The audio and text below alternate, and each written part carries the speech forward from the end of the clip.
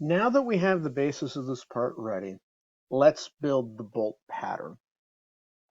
So going back and looking at the drawing, we have 4 half-inch holes that are on a 4 1/4 inch bolt circle.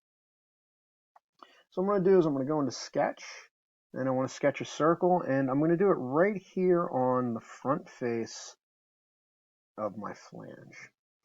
Now I am going to go right from the middle. I'm going to make that coincident.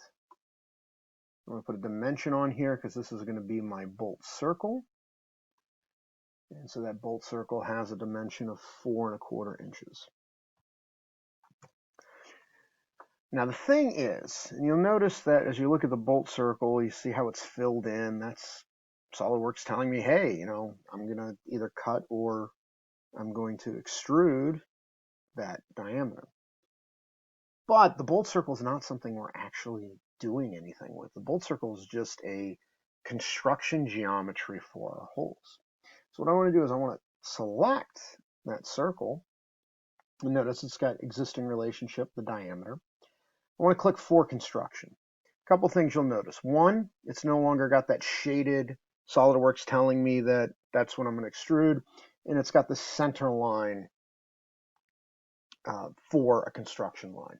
Construction lines cannot be extruded, they cannot be cut, they cannot be used to make 3D geometry.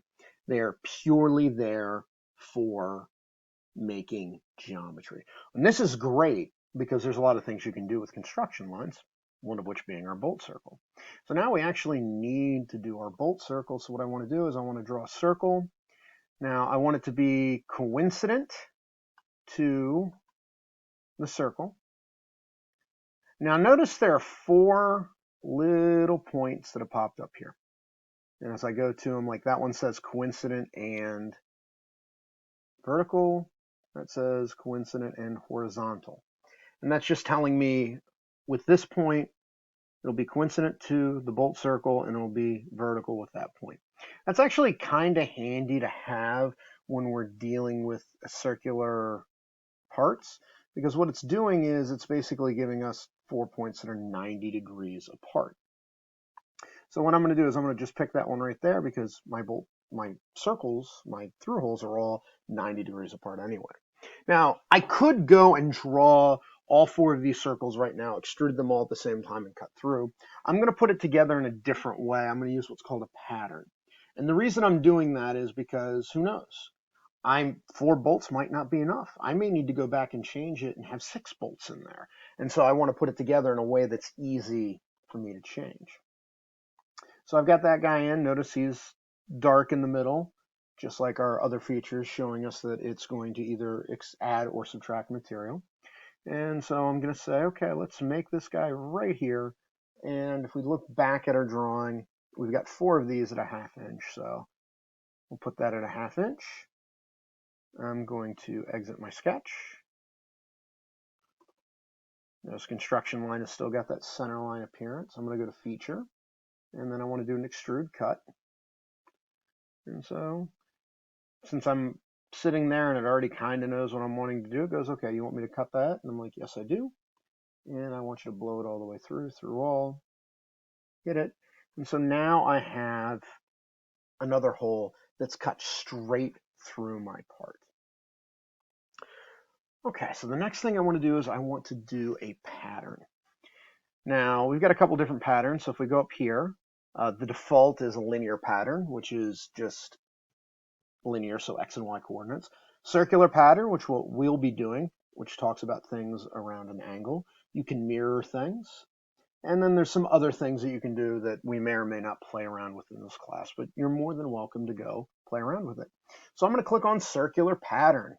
So it brings up this, okay, got a couple different things. First of all, the direction. So it wants to know where it's spinning. So you can either go and pick a center line. All of our center lines are currently hidden, or I'm going to pick this surface here. That surface there is a circular surface, so it knows that I am going around that surface. So to use a circular pattern, you either have to select a circular surface or you have to select an axis. And center lines are axes. Once again, our center lines are hidden right now. We can't see them. Since I already had my hole pre-selected. It knew what I wanted. But if I didn't, I would go and I would just pick that feature there, pick that cut extrude. I could also go into this tree and pick it that way too. So a couple different ways to do it. I can tell it, I can give it exactly what spacing it's going to be, 15 degrees, or I can say, give me equal spacing around. And if I didn't want 360 degrees, I can go give me equal spacing around 180 degrees, whatever you can play with. We're just going to put it back at 360. And so right now it shows 6 holes, but I only want 4. So I'll go and I put 4. And you can see with the preview, it's showing you what it's going to end up looking like. And so this is where we can go back and change things if we want to, but we just wanted a 4. I'm going to hit accept, and there we go. Now I have my bolt pattern all set up. So if we look at our drawing, we only have 2 things left, and that's the fillets and the chamfers. So a fillet is a radial edge that is put on a part. Specifically, if it's like on the interior, that's usually there because when you're having the tool, if you have like a ball end mill coming down and cutting it away, there's going to be a little fillet there, a little radius. And chamfers are places where you break sharp edges. These are the kind of features that you want to do absolutely last because they are surfacing features. You want to do them last because they're the place where models will screw up the most, especially if it's a complex surface that's coming together. Another reason you want to do them last is a lot of times that if you're going to do any kind of model analysis using something like a finite element analysis or look at stresses, you will end up suppressing those features because they add a lot of math to what's going on. In the first pass of doing an analysis package, you want to simplify the model because sometimes you don't even want that in there. So these kind of features are always put in last. So why don't we do the chamfer first? And so we can sit there. We've got fillets and chamfers. Fillets are round edges. Chamfers are broken off. And you can even look down here in the corner where it says SolidWorks. When you highlight it, on all these commands, it tells you what it does. Creates a bevel feature along an edge, chain of tangent edges or a vertex. The fillet creates a rounded internal or external.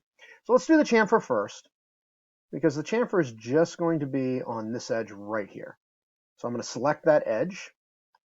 And so then we've got a couple of different options over here.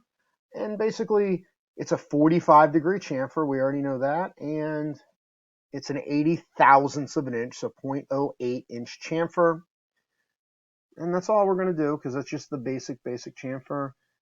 We'll hit OK. And there we go. So now we have that part chamfered in there. So the last thing that we want to do is the fillets. Now, the fillet for this part is this edge and this edge have exterior fillets.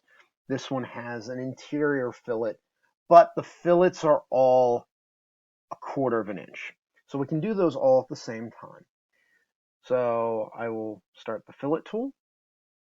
Items to fillet. I want you to fillet this guy.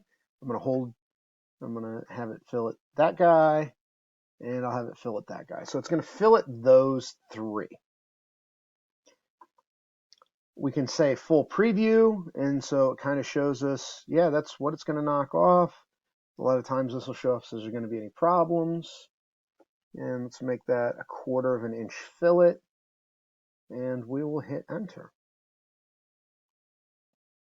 And so now what it does is it's gone through and it's done those surfacing commands, and it filleted. So now we have completed our flange. Now you want to make sure to save this because we will be dimensioning this part later, but there's everything that we need with the flange. Take a look at it in different ways, and then that's it. So we can sit here and go File, Save As. Now, one thing that I want you guys to remember as you save these things, for each different thing that you do, for each different project that you do, you should pick a folder and save all of these guys in one folder. We'll talk more about that as we do our assemblies and drawings. Okay, so I'm just going to throw this up on the desktop. I'm just going to make a new folder. I'm sure everyone knows how to handle this, because I want to keep this because we're going to come back to this in other tutorials. And I'm actually going to call this week 1 because we are going to be doing a couple things. And I'm going to put it in a folder flange. So like I said, we're going to come back to the flange here and we'll do some drawings and stuff. And then save. And so now, there we have it.